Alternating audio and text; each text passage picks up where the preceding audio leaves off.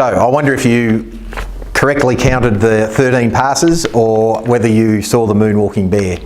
Today is actually about our moonwalking bear. Today's presentation for Give Where You Live Foundation is about the things that go unnoticed. It's about the things that happen inside our four walls, about the things that we do that no one else really knows about, that I think make us a really terrific organisation. You've had a chance to read our application, no doubt, and you've seen that we have a number of business achievements over the last 4 to 5 years. Whether they be basic achievements such as a growth in income or more grants or different styles of grants or new programs, or whether they be achievements such as the awards that we've won. And we've won a number of awards across different facets of the organisation: fundraising, events, policy development, leadership. We've won awards in a range of different areas, and I think that shows that we're operating at a pretty high level and at a best practice level. But for me, actually, they're not our most significant business achievement. For me, our most significant business achievement is the way in which we've been able to use what I call our 3 I's. Our 3 I's are insight, imagination and innovation. I think for me the biggest achievement that we've made as a business is to start with that insight, is to start with insight into what sort of environment do we operate in, what is coming at us, what are the changes that are going to happen that are really going to affect us, and how can we react to those changes before they happen.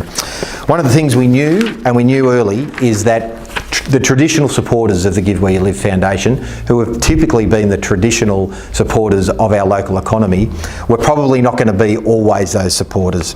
So Ford and Shell and Alcoa are 3 great examples, and between those 3 fantastic Geelong companies, they represented anywhere between $200,000 and $250,000 of income to our foundation.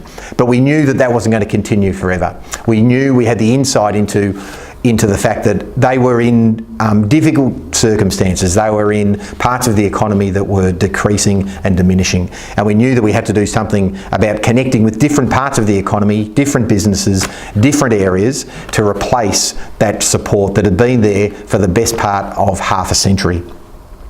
We also knew that we needed to operate in different ways. We knew we had to think of ways in which we could connect with people, different ways that we could connect with small businesses, with medium-sized businesses, with other organisations within the region. We knew that doing good wasn't just good enough. I think in 1954, when we first were formed as the Geelong and District Community Chest, I think the 3 men that formed us with a view that they needed to do some good. They needed to help the community. And while that is a fantastic notion and what a legacy those 3 men have left us, I think we now think that doing good isn't good enough, that we need to do better than good. We need to really make sure that we're having an impact. We need to really make sure that we're outcomes focused. And I think we had insight into the fact that impact and outcomes were always going to be a critical part of the way we needed to operate. A simplistic model of fundraising and grant making was no longer going to be an appropriate way for us to operate. We needed to think about the impact, we needed to measure the outcomes, and we really needed to have an insight into that well before it was going to hit us in the face. We knew also we had insight into how we could play to our strengths, and I think the great insight into that was not just the typical strengths. So our strengths, I guess, if you look at it from a basic level, are fundraising and grant making. But I think actually our real strength and the great insight that we had was that we had a strength in connecting people, in coalescing people and organisations behind common agendas, in convening groups to make sure that we really looked at the important issues within our community. And then finally, I think we had insight into mission. We had insight into what was our mission, how should we go about achieving that mission, and the fact that if we really focused on mission, and if probably any business really focuses on their mission, then the rest sort of takes care of itself. I think for maybe a long time we focused on the money. And I think if you focus on the money, then it becomes a little superficial. Whereas if you focus on mission, then we think that the support will follow. And I think we've been proven to be correct in that last year, our revenue was the highest revenue for the organisation in its 64-year history. So I think one of our great business achievements over the last 4 or 5 years has been that insight into our environment, and that insight into the way we should operate, that insight into thinking ahead of the curve before things happened so that we could react early and we could make sure that we were operating in a sustainable way. Having had that insight, I think we then needed to have the imagination to think about our organisation differently. How could we operate differently? How could we reimagine a 60-year-old organisation into something different? We've had successive strategic plans, 3-year strategic plans over the last 6 years, and those plans have been really important because they've not only given us really clear-cut metrics around revenue and grants and ways in which we should operate, but they've also given us some stretch targets, some things that would help us reimagine the way we could operate. One of those things was to develop and deliver a theory of change for the organisation. We're one of the only grant-making institutions in the country, and certainly one of the only community foundations in the country that has an organisation-wide theory of change. And what is that? Well, that is just our hypothesis. It's our theory on how change happens. It's our theory on the change that should happen, on the ways in which we should then instigate and catalyse that change.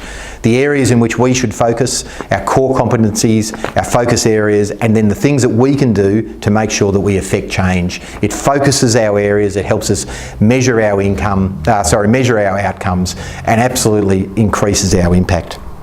I think another thing that we reimagined was the way we worked, and we started investigating collective impact now nearly 6.5 years ago. Collective impact is used pretty commonly, and the phrase is used pretty commonly nowadays in our region and all across the country.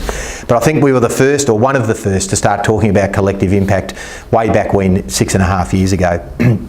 We identified it as a framework that made sense to us. It was a framework that brought people together behind a common agenda, and that was sort of something that we were already doing, although not in that framework. We reimagined that we were more than just grants, that we weren't just a grant maker, and actually we weren't just a fundraiser, but we wanted to be a change maker. We wanted to go from fundraiser to change maker. And so we had the imagination and I think the foresight to think about how we could go about doing that. So I think our business achievements have really been around, first of all, that insight. Secondly, that imagination of really thinking about how a 60-year-old organisation could be something different. But then thirdly and finally is the innovation to then develop products and services and ways to operate that would allow people to connect with that new reimagined organisation. I think the best example of that innovation is GROW. GROW is an acronym that stands for the G21 Region Opportunities for Work program or initiative, and it's in partnership with G21. And a lot of the things we do is in partnership with different organisations. That initiative uses a collective impact framework, which we absolutely had a large role in ensuring that the initiative used a collective impact framework, and it looks at trying to address place-based entrenched disadvantage. We knew that we've got some areas within our region that are really disadvantaged and are in fact listed in the top 3 in the state, which is a terrible thing for our region. And we knew also that joblessness was a consistent element of place-based entrenched disadvantage. So that innovative approach through social procurement, through creating job opportunities, we now have 85 different compact signatories to GROW who are connecting to the GROW Compact, 85 organisations, and last year they created 75 jobs for people from disadvantaged places because of the GROW Compact. They also changed their procurement practices to ensure that they shifted $20 million worth of non-local procurement to local procurement, and over the last 2 years, $40 million, and that's created over 350 jobs.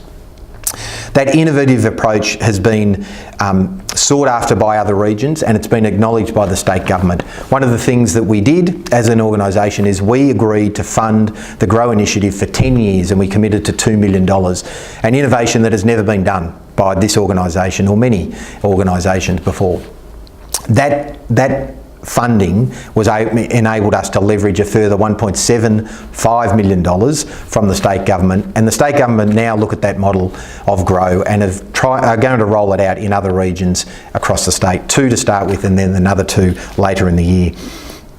I think we've innovated in our grant making. We now have innovation grants. These are 3-year-long grants, $175,000, and they're focused very specifically on our theory of change, but also very specifically on creating systemic change. Not just delivering a service, but systems change. How do we change some of the systems that are stuck, that are making people most vulnerable, and where vulnerable people just can't get out of those systems. I think we innovated in a number of different ways within our grant making, through small grants, through our Feed Geelong strategy, as well as through our Engage grant, which really targets youth issues and young people issues. We've also innovated in our fundraising. We've created new products and ways in which people connect. We have a new program called BIG, or Businesses Investing in Geelong, which is a program for small to medium enterprises who can partner with us in a small way and conduct their CSR through us in a small way. And Sheridan Salmon's going to talk a little bit more about that later on. We looked at peer-to-peer fundraising as a new technique in fundraising, and one of the first to develop that, and to certainly develop our own system of that. And that's now a huge supporter of our organisation. That technique raises hundreds of thousands of dollars for our organisation each year. We have live crowdfunding events, and I think one of the most important things we did is that we innovated in a way that we could connect with individuals. For many years, most people connected to us through their business, whether it be through workplace giving or a corporate donation. We now have 4 different separate appeals, and so all of those people who are working outside of the region, maybe working in Melbourne and travelling up the highway, but living here, now have an opportunity to support us through these appeals. Our Feed Geelong appeal, which is targeted specifically for food insecurity. Our May Day appeal, which is a broad appeal to Geelong, and it's sort of Geelong's appeal. And of course, an end of financial year appeal and a Christmas appeal. These now raise in excess of $200,000 for us each and every year. So I think while you can see from our presentation, and you can probably see publicly some of the things that we've been able to achieve over the last 4 or 5 years, our moonwalking bear, the moonwalking bear that is really important for, I think, all of you as judges to understand, is that there is a lot of things that go on under the surface, and that our real business achievement has been our insight, our imagination to reimagine a 60-year-old organisation, and then our innovation to come up with different things. To talk about some of our other moonwalking bears and the things that go hidden, I'd like to introduce Sheridan Salmon, who is our General Manager of Fundraising and Marketing.